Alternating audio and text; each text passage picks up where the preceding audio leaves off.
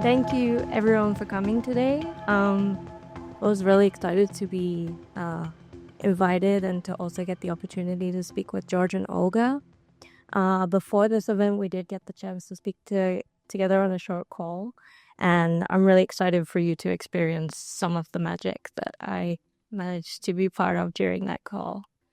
So, as Rosa said, there's kind of three parts that I want to address in this conversation. And the first sort of refers to this idea of flattening of culture, which is popularized by the writer Carl Jaeger.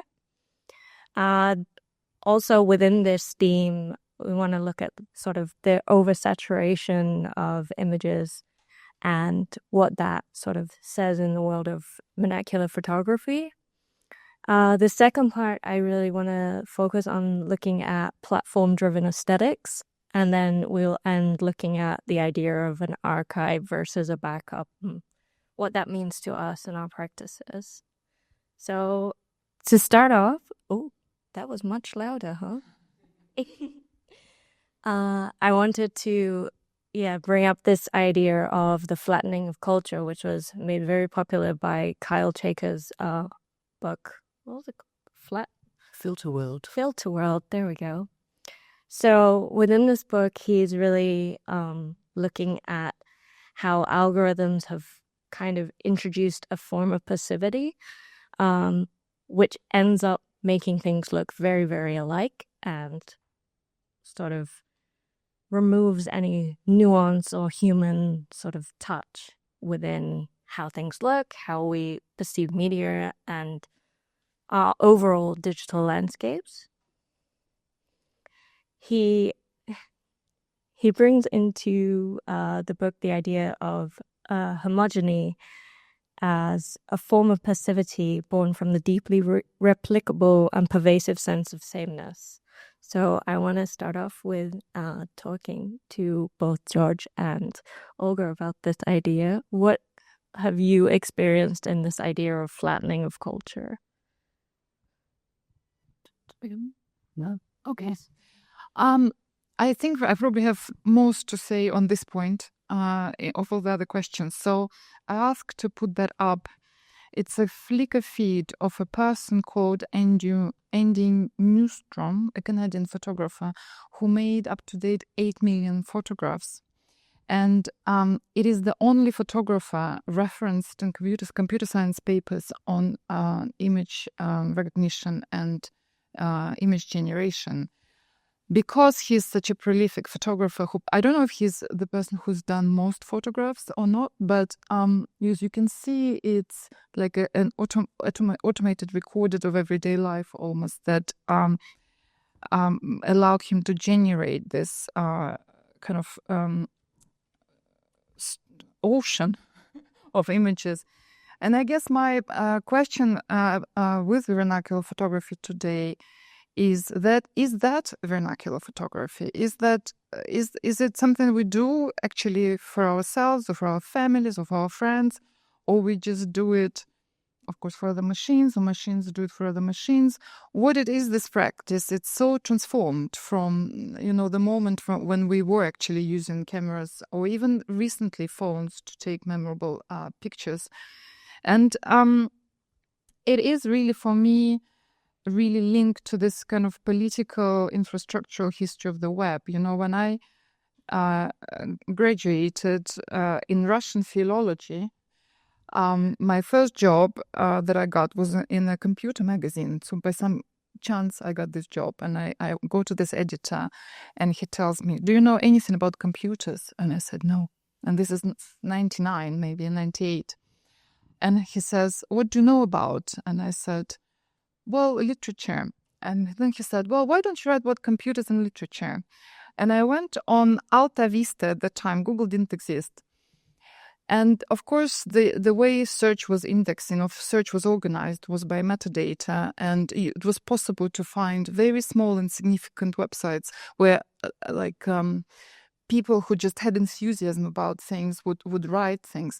So I went online and I discovered media art, electronic literature, net art, like amazing things that were happening due to that flatness of communication, and the it's now kind of more accepted to mock that period as naive or stupid, or that was always going to fail.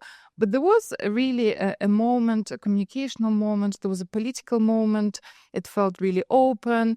The Berlin Wall has come down. The Soviet Union collapsed. It didn't feel like a victory of capitalism. Really, it was more like, oh, we can now build a better world together. And it was a very different structural and politically moment that allowed also for knowledge to be developed, for arts to be developed.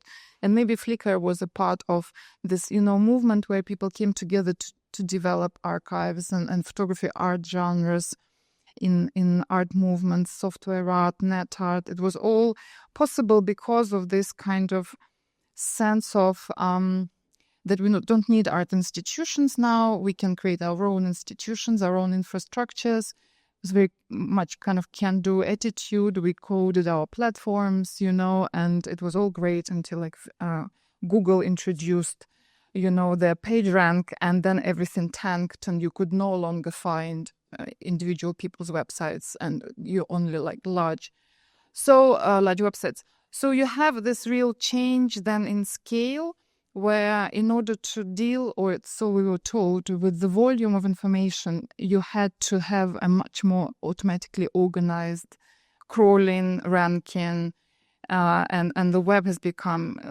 really quite hierarchical. And so what it did also with the images then, that you would have, instead of a possibility of making meaning with others, as we heard today, you have this kind of automated production of large number of images, which are now really turned into data sets very often, and taken from Flickr very famously, some of the most known data sets used for the development of image modeling, like ImageNet. And this photographer is one of the, key people that is really honored by the computer science community in producing, helping produce ImageNet. And I'm speaking very long, so I'm gonna wrap up now. But I was thinking most about this topic, and I was thinking that this kind of in search for meaning, that we were told we wouldn't be able to find things that are meaningful to us if we weren't aided by machines. But then what it produces, there's a lot of non-meaning, or meaning that is not recoverable by humans. And you have this kind of constant search for meaning in the kind of impossibility of finding it. And I wonder, how this kind of flattening is really kind of driven by, how much of it is the kind of objective, in the sense of science-driven, algorithmic-driven personalization of taste, and how much of it is this kind of subjective struggle with finding or even making a claim to meaning when you're in this kind of environments. So I'll stop here.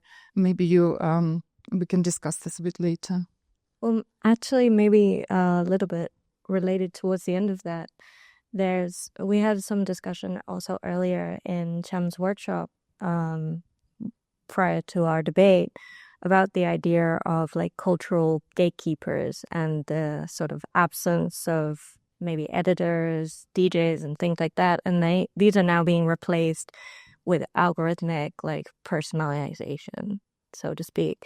And I think this also really drives this almost flattening sort of process as well, because we're no longer have these sort of pillars of culture that we go to for to find out what the next new song is, what are we doing. Now it's all driven by this algorithm, and I wondered if you wanted to speak to it. Sure. I come here today representing a single context. I think it's important to say that, which is the Flickr photo sharing website. I was a member of the team that started that service back in 2004. I was one of the lead designers of the system. And I think it's maybe important in this context to mention that we invented one of the early algorithms that helped people find things, which we called interestingness.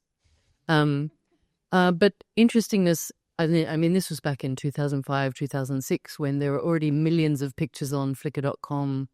It had always been embedded with a social intent, recognizing that a photograph is a social object. So encoded within the software was social relationships. So we could say that we were friends, so I would only show, a single photo to a friend, that sort of thing. We had chronology, etc., but the volumes were getting big enough that we thought it was time to introduce this concept of interestingness to perhaps help people find photos they didn't know they were looking for.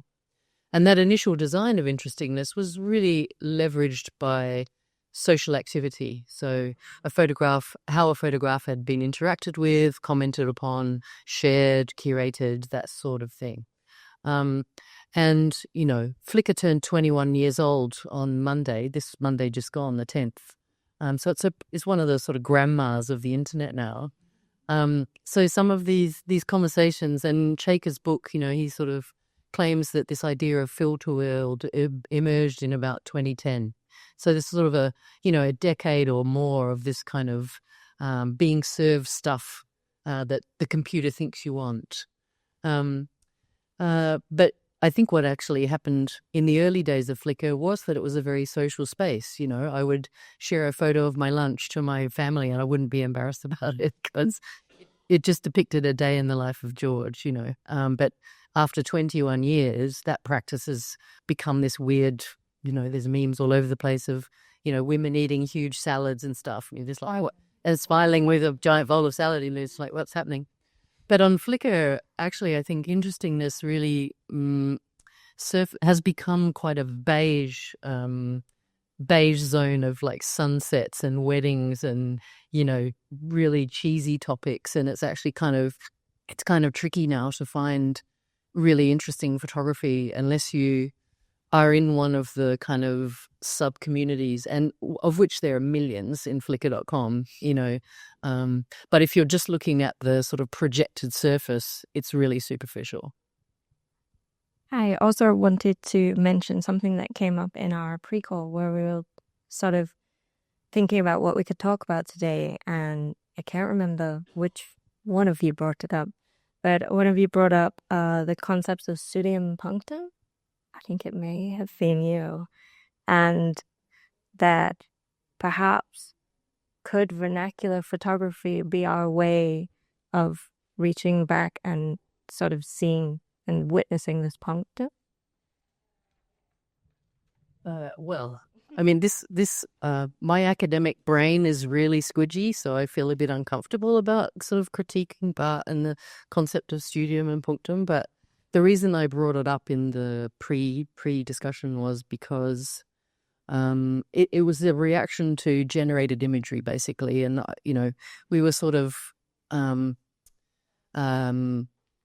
well, there's no blood in the generated imagery. I've never felt an emotion looking at something that's come out of a machine, and I think one regularly does with vernacular photography, unless it's sunsets and weddings and things, because you can see yourself in these pictures, and you can see, sometimes you can see yourself in these pictures, and I just sort of brought that up in the conversation because that for me is just lacking in this generated world that we now found ourselves in. There's never, in this inexplicable avalanche, which is a phrase from Chaker, this inexplicable avalanche of crap that just, faces our eyes every day. It's hard to see yourself in that, I think. And when you're looking at photo, like the example of, excuse me, I'm forgetting the guy's name, who just his camera, you can see how much fun he's having on holiday and stuff, and there's some resonance there, which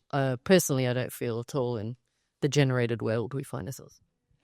Yeah, I mean, I don't have an answer specifically on Barth, but I was just thinking that to talk also about technology or algorithms that kind of create the same is a little bit unfair, because of course there's a lot of human input in the design. And so if you look at the design of image generation models or generative language models. And I'm a bit technical here now, but you have a base model that is kind of not trained to be at your service. It's just the model, and then what you interact with is an assistant model. For assistant model to work, it goes mainly through all of this reinforcement learning by human feedback. So for as Katrina Sluice discovered, for image generation, these companies hire human contractors to, for instance, rank images in terms of beauty or desirability. For large language models, it would be human contractors who write, and I love this language, the ideal prompt and ideal completion. So you already have this kind of generation of ideality. I mean, that's their language, that is not reflected upon as a process of setting of what you're going to see or what should be culture. And Katrina called it, there's a philosophy of photography in this computer science minds, but it's not what we know as philosophy of photography. And so you have this kind of strange situation where on one hand, there is the statistical evaluation of visual culture, of language. This is just a statistical model of likelihood with human input of what maybe the average user would find desirable. And it's interesting to artists maybe to explore what would it be if this kind of human reinforcement is removed. Maybe base model would reveal something interesting. Maybe in these images would tell us something about reality. But then there's also this sense, and I would sound really humanist here, but it's a point Chomsky made about large language models, that language is always intertwined with ethics. Like you cannot understand text as only a structure, despite all the kind of post-structuralism that we have. And you can't only understand visual culture as this network of images. There is a kind of way in which humans seek and make sense of the world and make sense of their own life through these practices. And I think this is now like people are panicking because it's like, how do we make sense then now? Because it's kind of been made without us or with like minimal involvement, or what is happening? And that's, I think, what we were. There's still a lot of mediation happening in this whole situation, and one thing I often wonder about is how many monstrous generated things have been put in the bin because they're too monstrous, and I think the machines don't care. They would just publish whatever with no worries about it. But I think, there's probably been 20 years of horror that have been programmed by machines that are not suitable for consumption. It's sort of a calibration process that's going to be a while still, I think. Yeah, there's also the example of when Mozilla were trying to train a voice model, you could submit your own sort of voice clips, and they then created the space which was called the clip graveyard, that were voices that were deemed not good enough.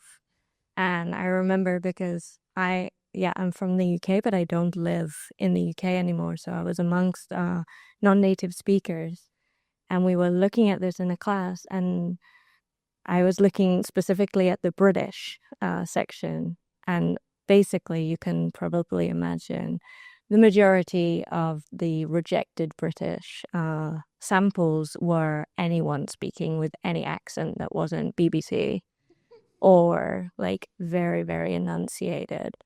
And it really sparked off this whole conversation about, well, what makes something like part of a culture. Like, we know from being within the UK, it's not 1000% BBC British walking around. That would be very bizarre. But yeah, this is also like, this was a very tangible place that you can see the calibration happening. And I found it strange that they actually published it. Like, I think it is still so available online, but That was one reflection I had about one of the previous sessions, one of the questions from previous sessions, where the question asker was saying, perhaps it's only with scale that I emerge. And I think sort of the opposite is true. Yeah. You know, it's I think it's helpful for a community to be small. You know, Robin Dunbar's number of whatever is 100 people or something is about the extent of the social network we can manage and be recognized within. And when you're dealing with millions of sunsets and millions of weddings, for me, it's actually the opposite is true. I don't see myself at all, which is why it feels like an avalanche. Yeah. I also, a lot of my research, just to contextualize where I come from, is within small internet communities and the content in which they create. And often what comes up a lot is this idea of gatekeeping and how many people should be allowed within a community before it starts to basically become vague and sort of not this niche specific place anymore. And I think that is something that a lot of small communities really, really struggle with. I know from speaking for hacker lab communities, they really have okay, we need 50 people, and if we go past 50, then we're going to have to start dumbing down, and it's this idea of the gatekeeping of knowledge and also the shared space, because I am also I take part in a lot of online communities that perhaps work more with internet aesthetics, so things like dreamcore and traumacore. And these spaces, because they are so vulnerable and open, they employ gatekeeping as a method to kind of protect themselves and keep a sort of safe space. But I went off on a tangent, and I'm sorry. One thing that I wanted to talk about was this idea of with progressively more and more AI-generated imagery, is perhaps vernacular photography a way of sort of capturing reality and truth in a sort of blurry online landscape where I'm is that a real photo? We saw some examples in the video that was shown yesterday where I was whoa, that's actually starting to look increasingly real. So is perhaps these collections, the example you just showed, is this a way of actually finding reality and truth within images? I have a strong opinion on that. I think it's really important to remember the main lesson of philosophy of photography, that all photography is mediation. There is not a photograph that doesn't involve. There's not a photograph that is not a photograph, and that is a reality. And there is work by Katrina Sluis on how the vernacular photography, and that's why it's scraped from Flickr to then become the training data set, is taken to represent the real world in computer science. But of course, for any critic of culture, you would know that this is not the case. It can't stand in for the real world because it's already always a mediation. And I think the reason that is done is that I think we are living in this proliferation of abstractions. There's modeling of this, modeling of modeling, and then reinforcement modeling. And there's a real proliferation of abstractions. And basically, capitalism and this needs to ground these abstractions on something. And this grounding happens through this kind of calling upon this very established figure of ultimately, I think, nature. That the real world is somehow biological, material, natural. And if we capture it or hook onto it through this somehow, then these abstractions actually hold and somehow align and work, And it is a manipulative, I think, gesture because it just makes it seem unavoidable or inevitable that actually, we are just analyzing the real things, and that's how things really are. And there's always, whenever anyone tells you how things really are or that this is natural, you got to get suspicious, right? Yeah. I think there's a part to play by the social contract in terms of understanding an image, especially in the Flickr context, which is where I'm from.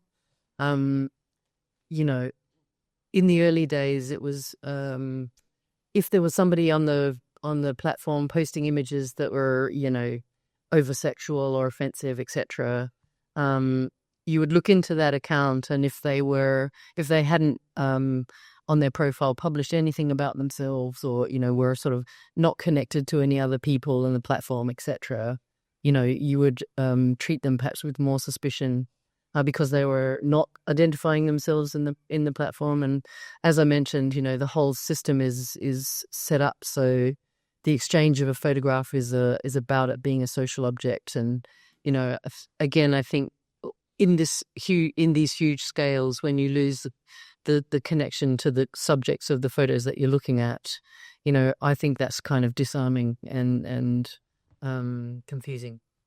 Can I add something as well to what you say?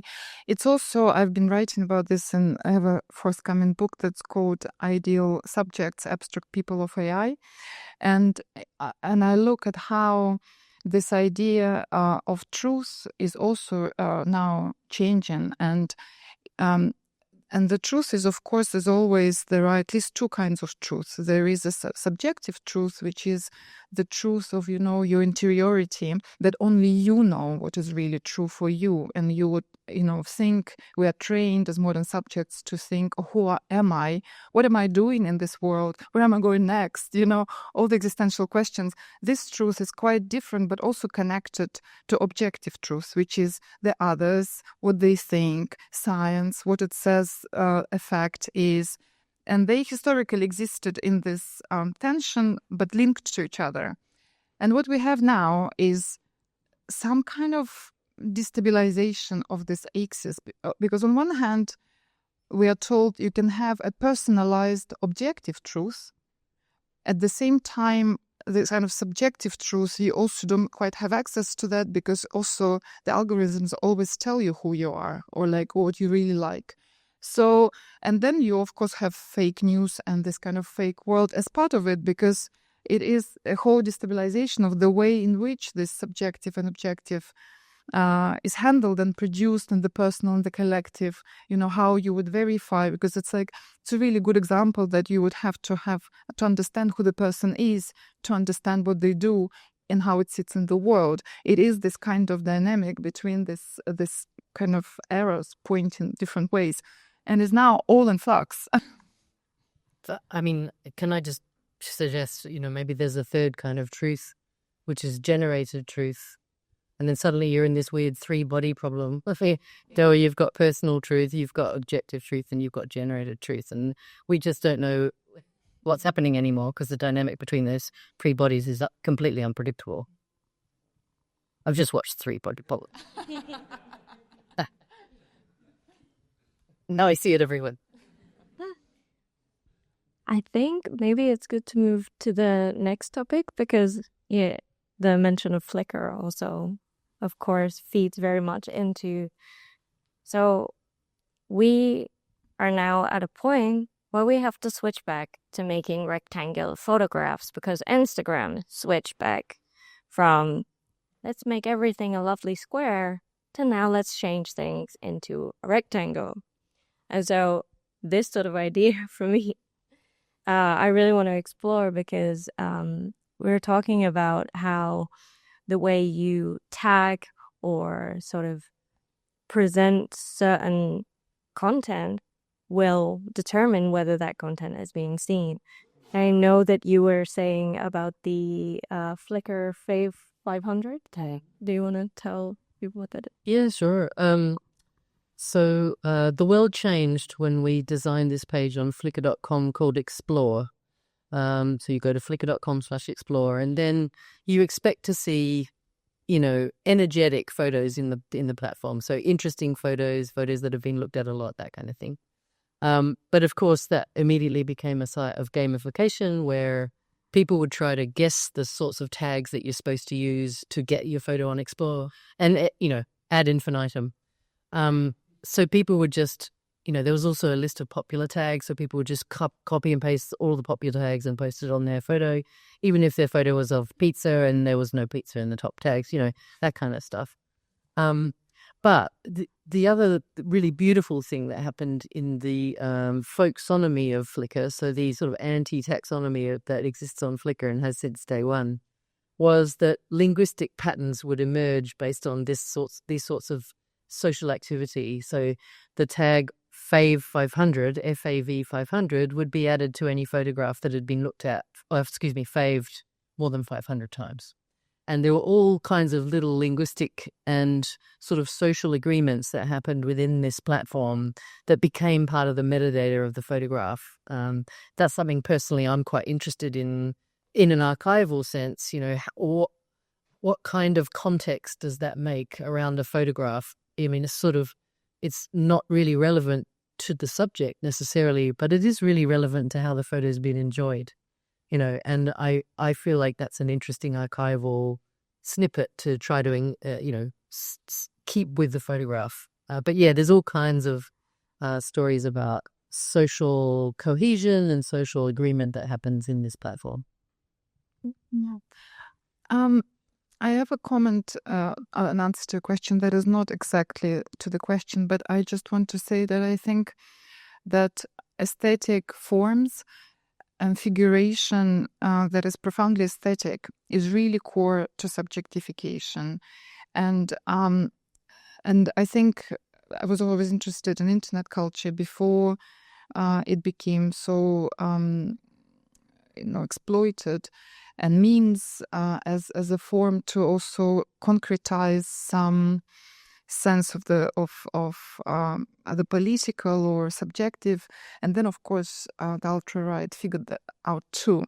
So we are in a kind of a funny situation where it's the arts and humanities, especially funding in Britain, would tell you arts and humanities is really like useless because it doesn't do anything for society, whereas the alt-right has become really, read the Frankfurt School and Gramsci, and they know that what matters. The arts and humanities is what creates people, aesthetics, and that what makes people, that what makes politics, that what makes societies.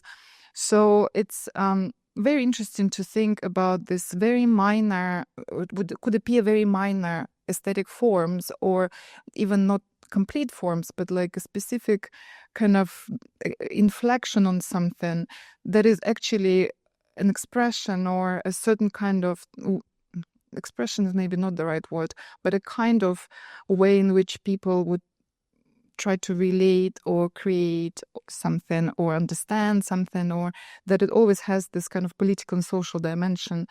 And then, of course, is open to attack as well, of different kind. Yeah.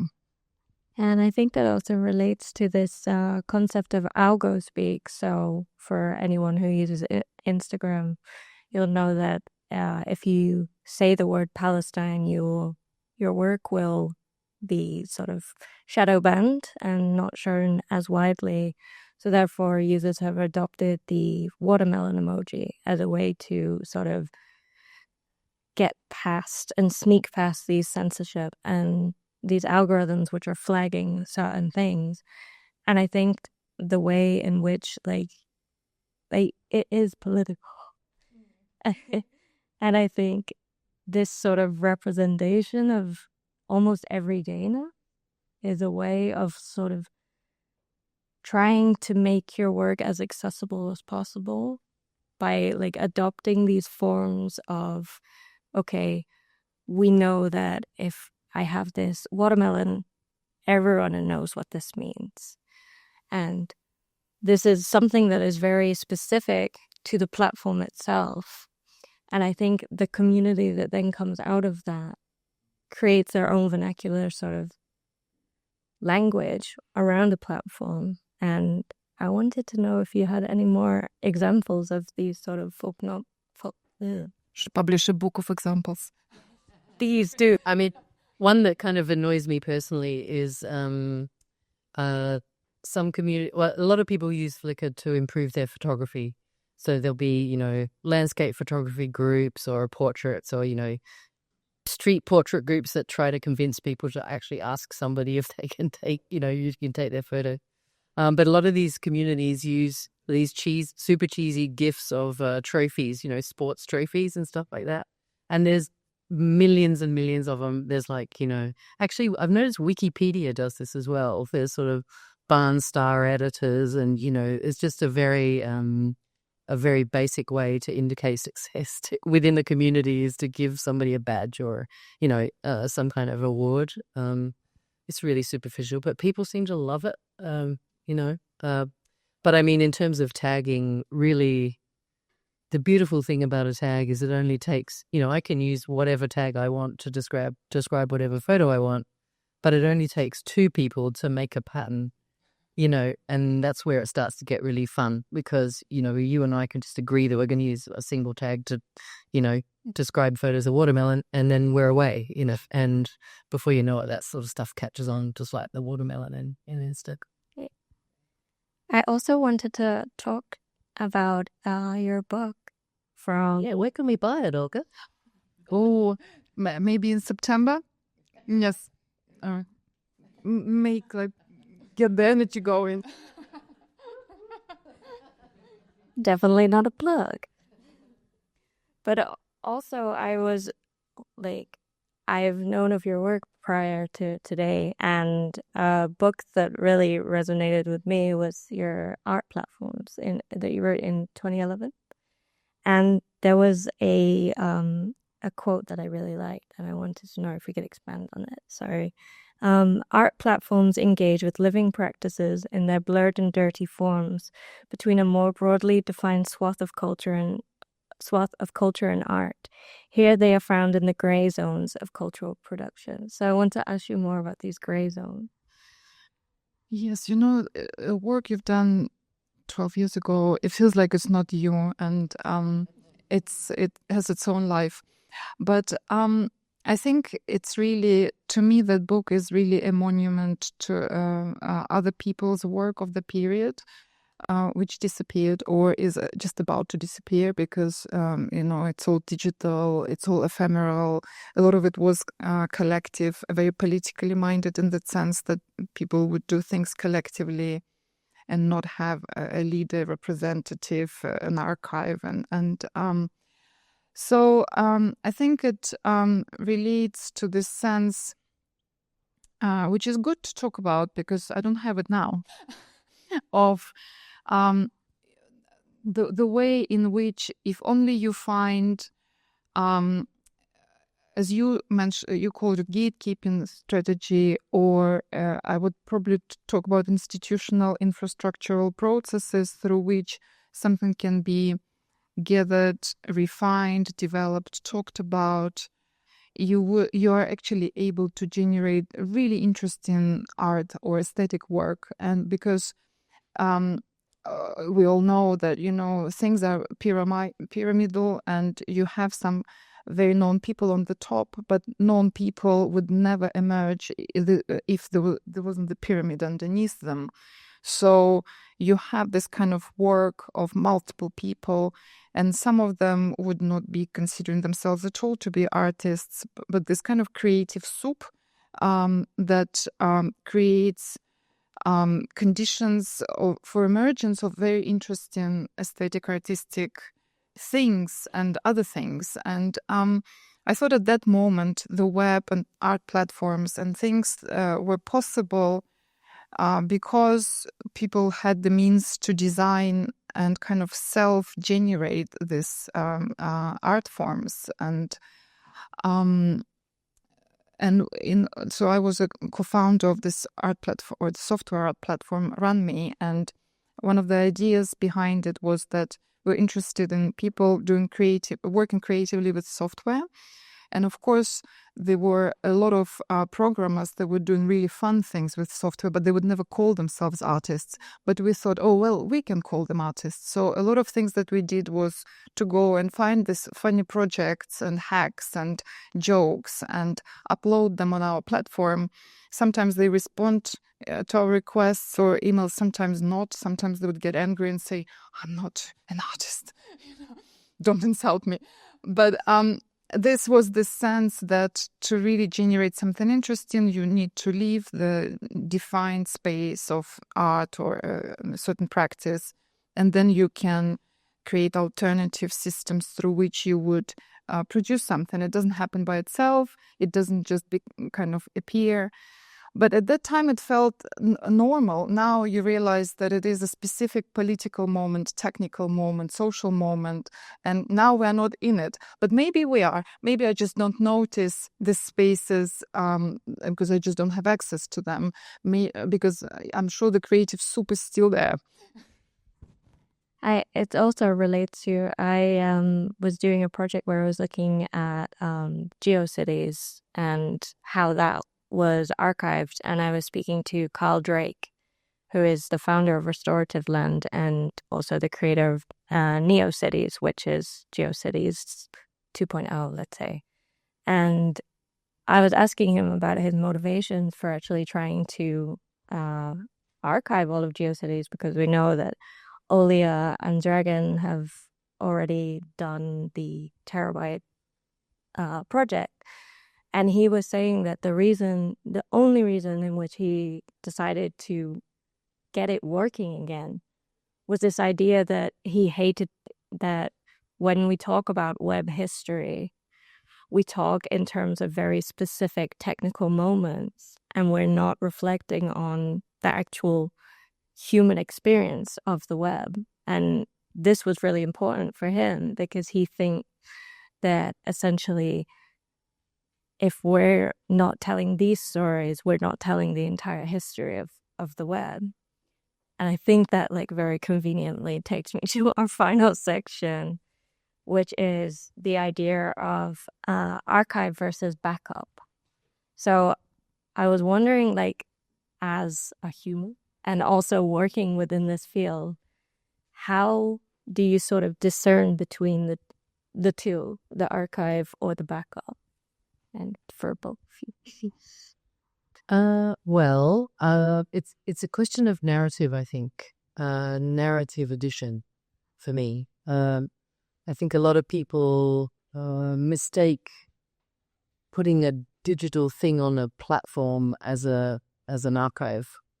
And, so if I use Instagram and I like a few photos, maybe that's an archive of the photos that I like on Instagram, but it's not.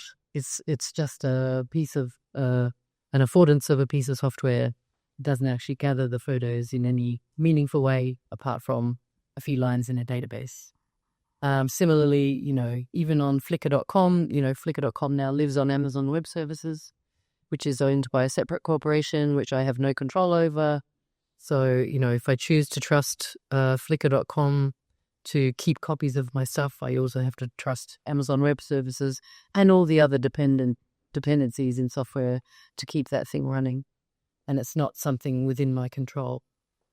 So even the backup, the concept of a backup, and Amazon Web Services will proudly state how robust and technologically capable they are, with 50 backups in all kinds of countries or whatever.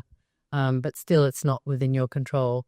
But the distinction that's more important for me between a backup and an archive is this sense of a narrative description that lies on top, like the cover sheet in a physical archive of letters or that sort of thing, where somebody's been able to assess and comment upon and describe for future viewers the some meaning or some impression of that thing.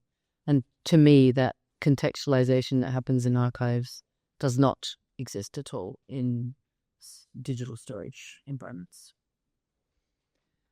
Yeah, I was preparing for this. I was reading a blog from a Flickr Foundation fellow who was writing about what's the difference between an archive and a data set, so it's like a third term. At what point archive, backup, data set, how they merge or, change. So I think when I was young and people would ask me, how would Runme be archived? And I said, things should be allowed to die. And, See where this is going. This is going. Yes. Now I don't think that. at all. And it, of course, became very clear that an archive is always a political act. It's extremely costly. It's always bound in the end to a nation state. And you would have museums that would only archive things that of the provenance of a certain country, because the funding comes from the taxpayers. Or you have all these political issues, even with the Internet Archive around copyright. So the proper archiving gesture is very complex, financial commitment, and very political. A lot of things that are truly international, no one's interested in archiving them. There's no kind of, who chooses what is archived, who pays for this. A proper archive is something that really sustains within time. And I think it's really difficult for the digital. I don't think we actually have any archives. They're only kind of backups, but they are very, very fragile. And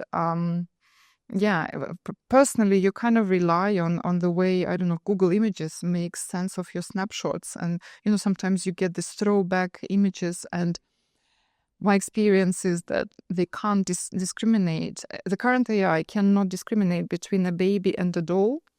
So I sometimes get the throwback images of my newborn daughter and sometimes of dolls that I have. And I think, so they don't control us then. I mean, this is really stupid. So then, but the question is, what is my then even personal archive? I'm not even now talking about art practices. If it's like the only way it's made sense of is this algorithm that can't, even understand what kind of face they're looking at. Yeah, it's just an anecdote. I mean, there is personal digital archiving, which I would argue does exist outside a nation state. It's not a formal, institution with walls, but it's a practice that you can take on yourself, which I have not taken on that way, And I don't think that many of us are tuned that way, to really do a rigorous job, an archivally rigorous job of looking after our own stuff, We've all lost a lot of digital history in the last 50, 60 years because we just don't have those bones yet, And similarly, I think Internet Archive, where I've worked, by the way, so I have some insight. Excuse me. They, they use a technique called web archiving, where a crawler will just be sent into a website to try to, download what you might call the original order of a website, so you can actually replay what that website looked like in 2015 or something. But I guess I'm critical of that as a technique because it also downloads a whole bunch of stuff that doesn't matter if all you're trying to do is, read a blog post or look at a picture. You don't need to download font libraries or, stats code or, all that kind of other guff that would run a website, So I agree with you that digital archives are fragile, or digital life is still very fragile compared to material life or paper or, but I think personal digital archival practice, it's actually photographers who really know how to keep their stuff. Even if they've got just piles and piles of undeveloped things, you probably know which box has those photos that they took in 2015 or whatever. So I think photographers as a species, in my experience, are quite archivally minded. Yeah. It's very interesting. When social media appeared, it absolutely terrified me because I thought it's like spitting into eternity. You say something and it'll be there forever for everyone to see. But of course now I don't worry about that, although I'm still not on social media, but that it's just so much spit. It will not be for everyone to see because a lot of it is unfindable. And that's very interesting because there was a point at which you would not make a picture of a landmark where you're traveling because you'd know that many more people made better pictures. But now you can't find them. So it's super interesting also what it does to what is vernacular photography today. I was thinking on my phone, I'm not a good archivist and I have pictures of my family, but then pictures of stuff I sold on Vinted, and it's like stored forever and ever, or for some time. I don't have the time to go through and delete it. So who actually does curate all these archives? What is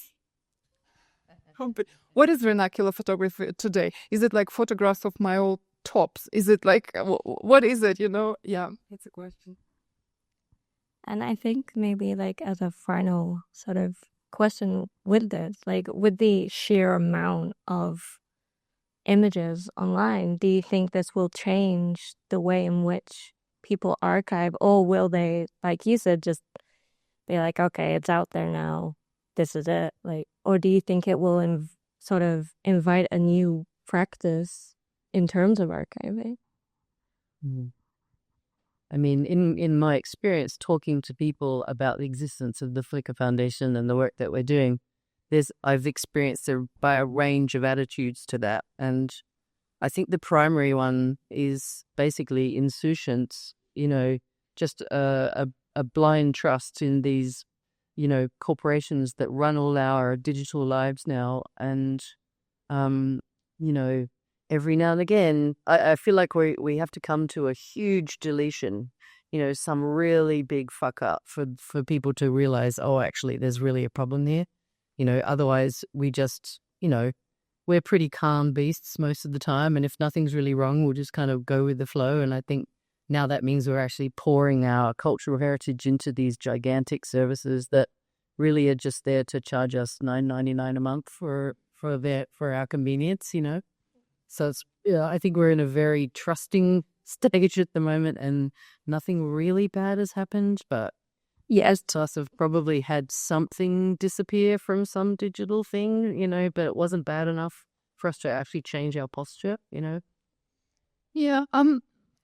There is, of course, there's always been the large kind of selection of groups and artists and activists who developed and maintained alternative infrastructures. And when I taught this to students, they would always ask, and I found it hard to answer them, like, what in the end, what kind of difference does it make? Because they wouldn't really be expecting or able to carry, a large amount of audiences. But with the recent events, I thought it's great that we have alternative infrastructures. It's great that there's somewhere to go, even if it's not really working or working badly or you don't know. I suddenly feel like, oh, it's great that they've been going on. And amongst these kinds of discussions and people, and some of this through the work of your fellow ex-PhD student at Marlos Devac, who is documenting this work and written on it. There's this Finnish coder who wrote a manifesto for permacomputing, like permaculture. And there he talks about what would a sustainable approach look like. And it would mean like watching less streaming or no streaming. And I would imagine you could also adapt it and rewrite it for new practices of archiving or managing. And I don't know, maybe, we are in such a kind of catastrophic times that people would start changing their practices little by little, because it's kind of happening. You said it hasn't been happening, but kind of has. So, yeah. And as piracy, of course, which you could argue is a form of archiving, I suppose, just putting copies in strange grey areas and, that's kind of archiving digital stuff, I guess. Certainly sort of a resistance archiving, I guess you might call it. Yeah, they call themselves custodians, that they take care of things that no one would take care of. Yeah.